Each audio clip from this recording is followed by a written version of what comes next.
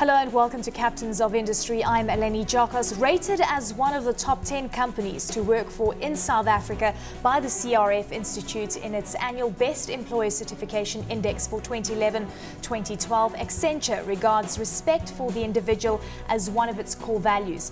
With over 1,600 employees working across the country, the company forms part of a global firm employing more than 215,000 people across the world. The man responsible for steering Accenture's South African operations is William Mzimba, and he's our Captain of Industry tonight. Thank you. Much appreciated for your time. And as I mentioned, respect for the individual, this is one of your core values. Education is also one of them. You also really focus on nurturing and creating growth within your company. Take us back to when you started at Accenture 13 years ago. I really started with Accenture in 2000, actually May 2000.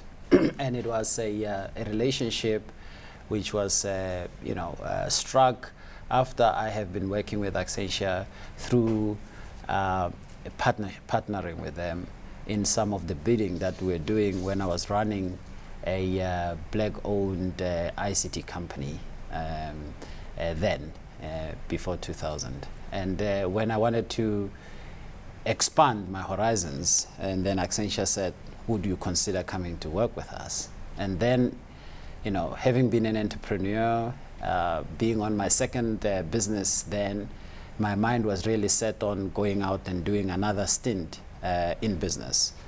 And I stopped a little while and I considered this and I thought, maybe I still have to pay some more school fees here. And maybe I could learn a lot more things about how Accenture has been doing things over many years. So I was attracted by having to learn how they have been able to get it so right for so many years and grown over so many countries and expanded and employed lots of people, because my ambition was to establish a large-scale ICT enterprise in Africa. And I thought perhaps there is lots of lessons one could learn from that. So eventually, after about 8 months of going through, thinking and talking to various people, I decided this sounded like the right thing to do. Were you worried about just becoming another number in a company, as I mentioned, that employs above 200,000 people on a global level? There is, of course, this fear that you'll be lost amongst all the numbers. Not about being lost, but, when you're an entrepreneur, you have a corner office, you have a secretary, you get a newspaper every single day. You get to Accenture, you have a virtual office, your secretary could be in India, and so there is no attachment to any one of those materialistic things that you have when you are operating a business on your own, because we are much more focused in Accenture in the value we create in our clients than all the things, the peripheral things. Yes, we do look after our people, we provide them very good careers, but we don't believe that having a 10 square meter office allocated to just one person is part and parcel of a great value proposition for employees. So we do other things other than doing those. So it had to take a while for one to consider this thing. But secondly, I told myself that as an entrepreneur, bureaucracy is something that I really don't subscribe to. And I thought a large multinational enterprise such as Accenture will sink me into its bureaucracy and stifle my entrepreneurial spirit. And surprise, surprise. It hasn't done that. Hasn't done that. I got to Accenture, actually I found that I could have a much bigger playing field where I could practice my entrepreneurial flair, and most importantly, help me to think about how I could create on the Accenture platform something that I was wishing to do in the broader scale in the continent of Africa, as we are doing today. Well, William, let's just delve into some of the clients that you have and some of the changes that you've actually made in South Africa. SAB Miller's being one of the clients, Edcon, Extrata, even the Electoral Commission and the National Treasury as well. You've actually changed the way that we embark on revenue collection in the country. You've made a lot of headway in the years that you've been at Accenture. So tell us about the difference. And I know you talk about this, innovation relative to invention. Yes. And you are with the first part, innovation. That's right. Rather. Yeah. The core of what we do really It's being at the forefront of what's happening in technology.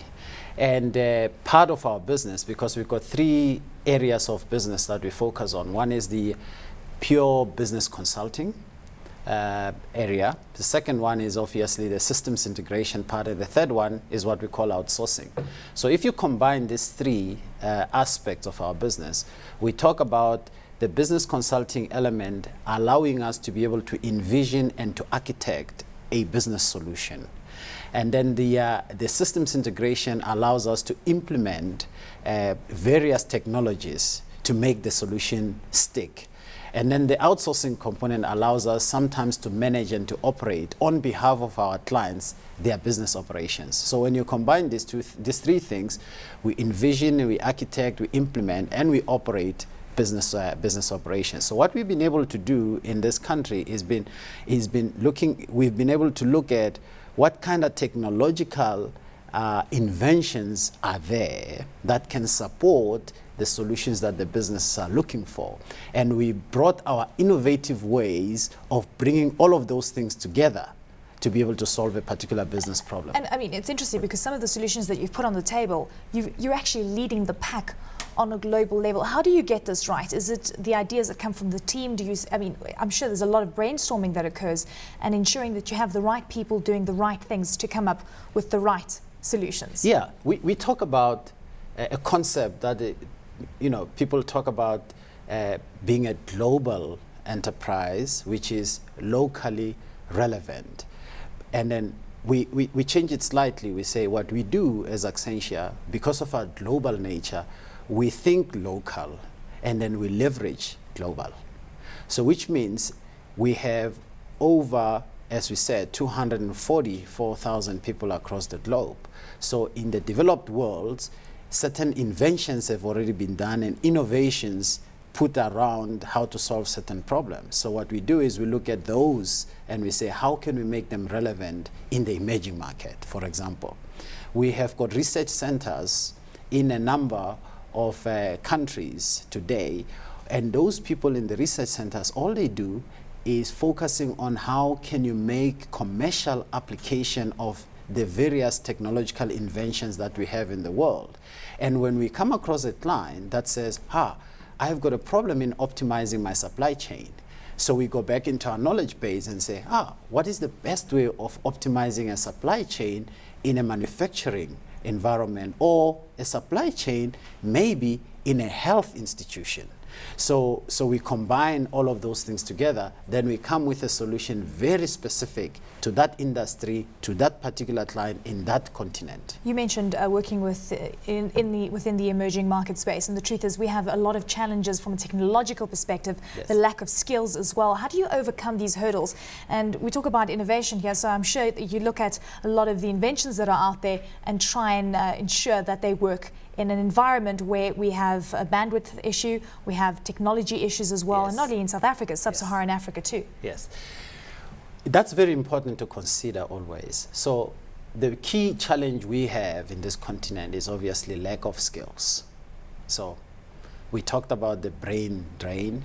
We are seeing a little bit of a brain gain now, but it's not yet in the numbers that we require. I mean, we have statistics or numbers today that we are brandishing around in the industry that says we have a shortage of plus or minus 150,000 ICT professionals. So that's potentially jobs we could be having in this country.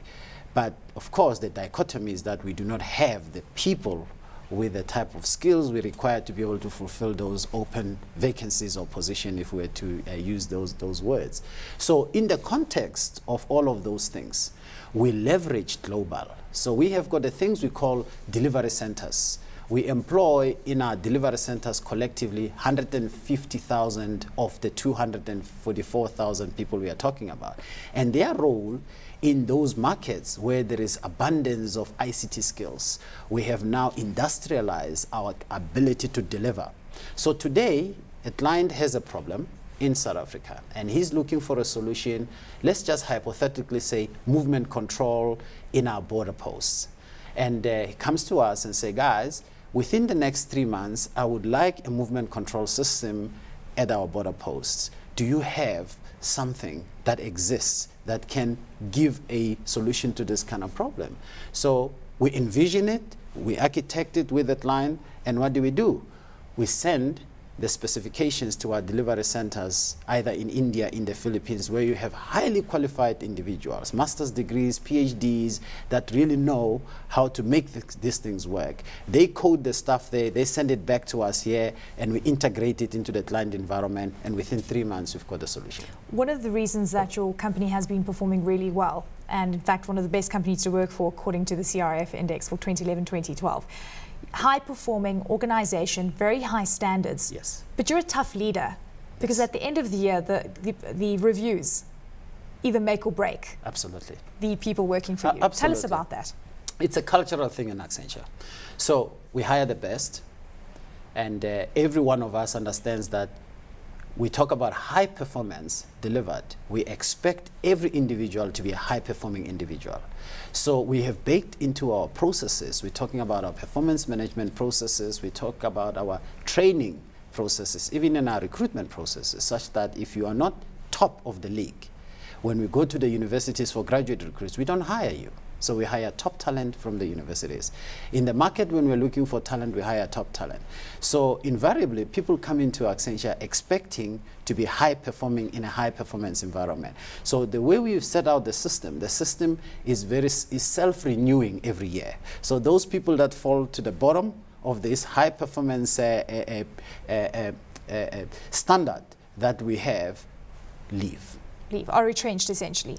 How many retrenchments do you see on a year-to-year basis? We don't retrench people. We haven't. In fact, at the toughest time, at the lowest point of the economy in 2008, 2009, we hired more people.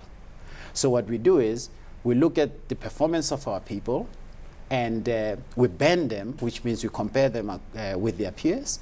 And individually, we say to a person, over this period of performance, we have noticed that you haven't been at your best. We are going to give you another 3 months to rehabilitate. We are going to allocate you people to help you. Here is some training programs to assist you.